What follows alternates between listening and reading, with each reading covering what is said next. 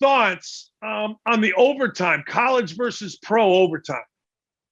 Yeah, I was actually part of the calls last year in the spring with the other head coaches and some ownership about how to make it better. And, I was used for 30. Well, overtime actually started in college. I can't, it's been a long time, but I was used to the 25-yard line where each team gets an opportunity with ball in their hand to go win the game.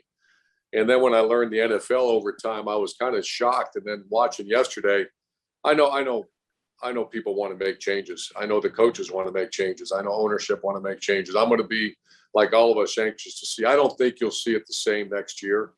When you see a game like that, arguably the best football game most of us has ever watched, and to see Josh Allen not get to touch the ball one more time, I think they got to change it. What about the argument that, hey, defense is part of this too, guard somebody? I saw some people saying that as well. Like, there's two sides of the ball, three sides of the ball. Defense got to step up.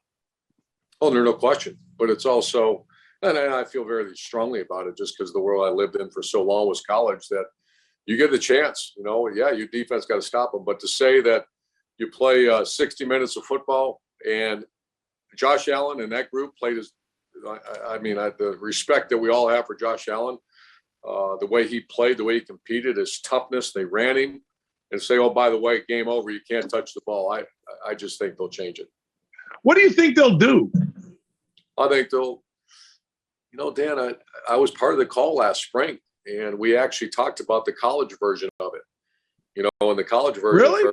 It's the 25-yard line, and you go and you go and you go and you keep until someone makes a stop. And then they added because times they had I remember one time there was 8 overtimes, so they canceled it down, or they made it a little more difficult. They make you go for 2 after your second overtime.